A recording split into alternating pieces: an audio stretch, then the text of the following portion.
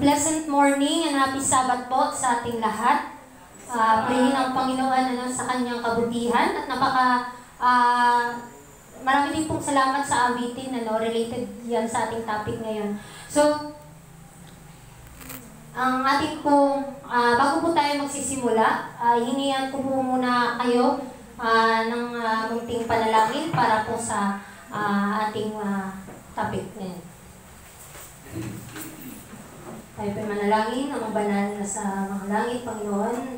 Maraming salamat sa patuloy pong pagbibigay sa amin ng buhay lakas at sa mga oras na ito. Bigyan po kami ng katalinuhan at kaalaman upang amin po ito maunawaan na hindi po sa aming mga sariling karunungan, kundi ang inyong pong banal na Espiritu ang siyang maggagabay sa aming mga puso at isipan na amin pong maintindihan ang tunay na kayamanan na amin pong maangking sa langit na bayan na inyong pong inihanda para sa amin. Tulungan nawa kami na amin pong malakaran ng mga katotohanan at anuman yung aming mga tinatangkilik dito sa mundo ay amin pong itong magamit sa inyong pong gawain. Maraming salamat, Panginoon, sa pagdinig ng aming dalangin at sa pagpapatawad din po sa lahat ng mga kasalanan sa isip, salita at sa gawa sa pangalan ni Jesus. Amen.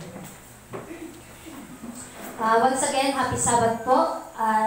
Tayo na po ay dadako sa ating topic ngayon. So, itong parable sa chapter 20 ng Christ Object Lesson ay makikita po yan sa Luke chapter 12 verse 13 to 21. So, dyan po iikot yung ating pag-aaralan ngayon.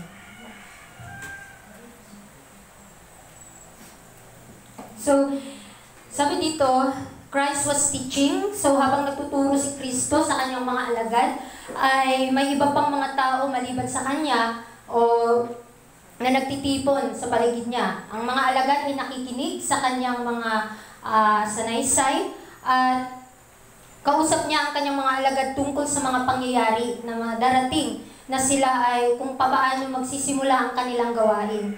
So, binabalaan ng Panginoon ang kanyang mga alagad na maging mapagbantay sa kanilang kung mamahalin ba nila ang mundo, ang bagay dito sa mundo. So, sabi dito, but there were many who desired the grace of heaven only to serve their selfish purposes. So, maraming mga nagnanais sa atin na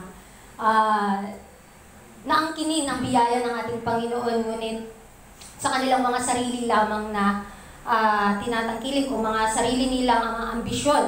At yun po ang nakakalungkot isipin dahil nga, di ba, pinagpapala po tayo ng Panginoon, pantay ang turing niya sa atin, di ba? Sabi nga ng ating napag-aralan sa Sabbath School, mga nakalipat na Sabbath, na no respecter of person. So, ang Panginoon ay nagbibigay siya ng pagpapala sa mga tao, maging masama man o mabuti. So, ang tanong, bawat isa sa atin, sa aling paraan natin ginagamit ang mga bagay dito sa mundo o ang kanyang biyaya na pinagkaloob niya sa atin. So, kilalanin po natin ang ating mga sarili. So, kung ang katotohanan po ba ay atin pong nilalakaran. Sabi sa 1 Peter chapter 1 verse 4, to an inheritance incorruptible and undefiled, and that fadeth not away, reserved in heaven for you. So dito, makikita natin na yung isang tao na kinilala na pinapahalagahan niya yung kakayahan ng Panginoon, na kanya niyang itaguyod yung pansamantalang interest dito sa lupa o ang kanyang pag-aari dito sa lupa. Paano niya ginagamit ang kanyang mga ari-arian? So tayo po ba ay nag-iimbak ng kayamanan sa langit? So ino-offer na po tayo ng Panginoon, binibigyan niya na po tayo ng gabay o paalala at daan na kung paano ay gagamitin natin ang ating mga pag-aari para sa kanyang gawain. Kung paano ay tayo ay mag-iimbak ng mga kayamanan sa langit. So, tayo po ay hinihimok ng banal na Espiritu upang hanapin at saliksikin ang bawat katotohanan upang maipakita nga sa ating mga gawa ang katotohanan at higit sa lahat, atin pong maangkin ang itong mana na pinagkaloob sa atin ng Panginoon na hindi masisira, na kailanman ay itong sinasabi na langit na bayan para sa atin. So, dadako na po tayo sa parable ng isang mayaman na tao na kung saan ito yung sinasabi ng ating Panginoon na and he spake a parable unto them, saying, the ground of a certain rich man brought forth plentifully, and he thought within himself, saying, what shall I do, because I have no room where to bestow my fruits? And he said, this will I do, I will pull down my barns and build greater, and there will I bestow all my fruits and my goods. So, ating tutunghayan itong parable ng isang mayaman na tao kung paano na marami siyang tinatangkilik, marami siyang kayamanan, at saan niya ginagamit ang kanyang mga kayamanan. So, parang ma-relate din natin na yung ating mga sarili kung meron po ba tayong mga pag-aari o ginagamit natin sa Panginoon. So, itong taong to ay sa kanyang kayamanan ay maglalagay siya ng malaking yung tinatawag na kamalig o bodega para sa kanyang sa kanyang mga bunga na sa pinagpapala ng Panginoon itong tao to. Sabi dito, the fool sa kanyang kayamanan, iniisip niya yung kanyang sariling kapakanan o sa kanyang mga sariling hangarin lamang. At hindi niya iniisip kung paano makatulong sa kanyang kapwa. Hindi siya nag-iisip paano mag-imbak ng kayamanan sa langit. Dahil pagka tayo ay mayaman, minsan, di ba, sabi nga sa Bible na the money is root of all evil. Magiging all evil lang yan kung gagamitin natin sa ating mga sariling kalayawan, sa ating mga sariling pakinabang. Ngunit kapag ang kayamanan po, mga kapatid, hindi po yan masama kasi nga yan yung pagpapala ng Panginoon sa bawat isa sa atin. Binibigyan niya tayo ng mga bagay na ito upang magamit sa kanyang gawain at higit sa lahat, makakatulong po sa mga taong ating nasasalamuha, lalo-lalo na yung mga nangangailangan ng tulong. So, ito po yung hiram ng Panginoon sa atin. Ngunit nakakalungkot isipin dahil itong taong to na hinahalin tulad ng Panginoon sa ating parable ngayon ay talagang gumagawa lang siya ng kanyang sarili at ang kanyang kayamanan ay sinasayang niya lang, ginagamit niya lang sa kanyang pansariling interest, sa kanyang pansariling kalayawan. At dahil nga, gaya ng ating nabasa sa ating parable na itong parable na ito, isang mayamang tao na inilalarawan ni Kristo ang pagkakamali at pagbibigay ng higit na halaga sa material na yaman kaysa sa mga makalangit na halaga. So, narito yung paliwanag ng parable na ito. So, yung pagkakaloob ng Diyos sa atin na kayamanan, tinatanggap natin ito, di ba? So, ginagamit natin ito sa iba't ibang paraan. So, gusto ng Panginoon na gamitin natin sa kanyang kalooban. Number one, yung kalooban ng Panginoon, ano yung gusto niya para sa atin. At sa ating, kung meron tayong kayamanan na sobrang dami, minsan tayo ay nabubulagan, di ba? Nabulagan or hindi tayo or ginagamit lamang natin ito sa mga sarili natin. Ito'y kamangmangan pagkat ang kayamanan ay ginagamit lang sa makamundo. Sa parable na ito, ginamit niya ang kanyang kayamanan sa kanyang pansarili at sinasabi diyan na hindi niya iniisip yung kanyang kayamanan sa langit or yung kanyang paano niya gagamitin ang kanyang kayamanan dito sa lupa para makaimbak o makatulong sa gawain ng Panginoon. He did not think of God from whom all His mercies had come. He did not realize that God had made him a steward of His goods, that he might help the needy.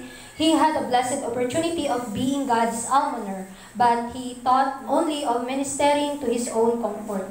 So ginagamit niya lang ang kanyang kayamanan sa kanyang sarili, hindi niya iniisip na itong pagpapala ng Panginoon sa kanya ay pinagkaloob niya para makatulong sa iba. Ngunit nakakalungkot lang isipin dahil pinagkatiwalaan nga siya ng mga kayamanang ito, ngunit ginagamit niya lang sa kanyang mga sariling kagustuhan. Sabi diyan, for men will praise thee when thou doest well to thyself. So itong taong to, this man has lived and planned for self. He sees that the future is abundantly provided for. There is nothing for him now but to treasure and enjoy the fruits of his labors. He regards himself as favored above other men and takes credit to himself for his wise management. So lahat ng pagpapala na kanyang naangkin, iniisip niya parati na nagpapasalamat siya na buti pa ako kaysa sa iba, ang yaman-yaman ko kaysa sa iba. Mas iniisip niya na siya ay magaling, mayaman, at wala sa pag-iisip niya yung kung bakit siya pinagkalooban ng Panginoon ng ganitong pagpapala. Na nawa, kung tayo ang taong ito, gamitin natin sa tama, gamitin natin sa kalooban ng Panginoon. Sinasabi dyan, but the wisdom of this world is foolishness with God. So, pagka meron tayong kaalaman, kayamanan, o mga tinatangkilik dito sa mundo, saan po ba natin ito ginagamit? Pagka ang ating karunungan ay ginagamit lang sa makamundong pagnanais o mga makamundong bagay na hindi natin nabibigyang kaluwalhatian ng Panginoon, magiging isa itong walang silbi. Magiging isang bagay na hindi magagamit. Kaya kinakailangan na itong wisdom na pinagkaloob ng Panginoon sa atin, gamitin natin para maitaguyod natin yung katotohanan sa ating buhay at higit sa lahat, ibigay natin sa mga tao at malakaran natin yung kanyang kanyang kalooban. Malaman ng mga tao kung gaano kaganda ang mag-imbak ng kayamanan sa langit. Here is demand that money cannot supply. The wealth he has treasured can purchase no reprieve. In one moment, that which he has toiled through his whole life to secure becomes worthless to him. Then whose shall those things be which thou hast provided? His broad fields and well-filled granaries pass from under his control. He heaped up riches and knoweth not who shall gather them. So sa kanyang mga pag-aari, na kanyang ginamit lang sa kanyang sarili, ay magiging walang silbi. Bakit? Dahil tandaan natin, pagka pinagkakalooban na tayo ng Panginoon ng ganitong pagpapala, wag na wag nating sasayangin. Dahil ang lahat ng ito, binigay niya, mga talento na pinagkaloob niya, gamitin natin sa pagpapalaganap ng katotohanan at paano mag-imbak ng kayamanan doon sa langit na ini-offer ng Panginoon na inihanda niya para sa atin. Sabi dyan, man that is in honor and understandeth not is like the beasts that perish. So ito yung bagay na magiging halaga sa kanya, ngayon ay hindi niya sinigurado. Itong parable natin ngayon, iniisip niya yung kanyang mga sariling kasiyahan, hindi niya iniisip yung mga bagay na, o hindi niya sinisigurado yung bagay na hindi nasisira. Kaya kapag tayo ay ino-honor lang natin yung mga sarili nating kagustuhan, ating mga sariling kaalaman, kagaya lang tayo ng isang hayop na mamamatay. Tandaan natin, tayo lamang ay naglalakbay or naglalakbay lamang dito sa mundo at nag-iimbak or nagbibuild lang po tayo ng character for eternity. So ano po ba, o saan natin ginagamit yung mga pagpapala ng Panginoon para sa ikalalago ng kanyang gawain. So tunghayan po natin ito. Isipin natin itong taong to na sobrang yaman niya, hindi niya iniisip na ang kahalagahan ng kayamanan ay kailangang magamit sa gawain ng Panginoon. Sabi diyan, so is he that layeth up treasure for himself and is not rich toward God. The picture is true for all time. So ito, sa kanyang sarili, nag-imbak siya ng kanyang sariling kayamanan, ay punong-puno na nga ng kayamanan ng kanyang kamalig o ang kanyang bahay. Hindi niya iniisip kung gaano ito kinakailangan sa gawain ng Panginoon. At nakakalungkot isipin, he is not rich toward God. Kaya aanhin natin ang kayamanan sa mundo kung hindi naman natin ginagamit ito sa kaluwalhatian ng Panginoon. So what shall a man be profited that he shall gain the whole world but lost his own soul? So tunghayan natin, isipin natin mabuti. So maaari tayong magplano sa ating mga sariling kabutihan, maaari tayong mag-ipon ng kayamanan dito sa temporaryong mga bagay. Maaari tayong magtayo ng mga mansyon na dakila at matataas. Ngunit hindi natin mapipigilan pagkagagamitin na ng kaaway ang ating mga kayamanan sa ating mga sarili. Kaya maging mapagbantay po tayo, no? Maging mapagbantay tayo pagka meron na tayong pag-aari. Baka ito na yung inuuna natin kaysa sa hahanap ng katotohanan or inuuna natin yung ating mga trabaho o yung ating mga negosyo kaysa sa glorify sa Panginoon o sa pagsisilbi sa Kanya. Diba? Sabi nga, diba, na seek ye first the kingdom of God, and He is righteousness, and all these things shall be added unto you. So, ito yung pangako ng Panginoon sa atin, na ang lahat ng pagpapala, ang lahat ng ari-arian ay sa Kanya. Pinagkatiwala lamang tayo sa atin ito upang magamit sa Kanyang gawain. Gusto ko lang bigyang pansin yung parable ng taong ito. So, itong taong ito, mga kapatid, dahil sa kanyang yaman at mga ari-arian, ginamit niya sa kanyang sarili, hindi siya nag-iisip para sa Panginoon, hindi niya iniisip na ang ari-arian niya ay maaari pala itong magamit para mag-imbak sa makalangit na mga bagay. Kaya sabi ng Panginoon dito, sa ating nabasa, na nagpakasasa siya sa kanyang sariling kalayawan, nagpakabusog, uminom, nagpakalasing.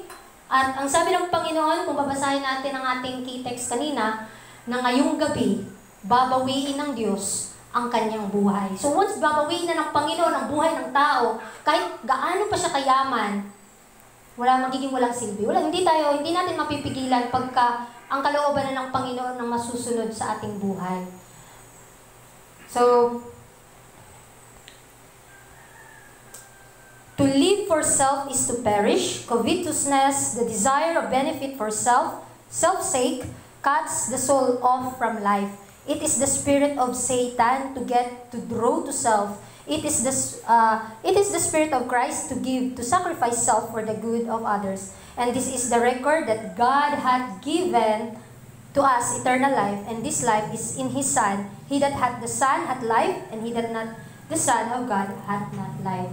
So dito makikita natin, pagka hinanap natin si Kristo, inuuna natin na mapaglingkuran siya ng buong nating puso, ang lahat ng bagay idadagdag na lamang. Magiging, di ba, pagka ang ating puso ay pinagkaloob na sa Kanya, magkakaroon tayo ng Kanyang gantimpala. At kung gagamitin natin ang mga pagpapala sa ating itong temporaryong bagay, itong temporaryong nating mga pag-aari, gagamitin natin upang hanapin ang ating Panginoon at magsilbi sa Kanya sa Kanyang gawain, tayo po ay pagkakalooban pa ng gantimpala, which is pagka tayo ay tapat sa maliliit na bagay, magiging tapat din po tayo sa malalaki.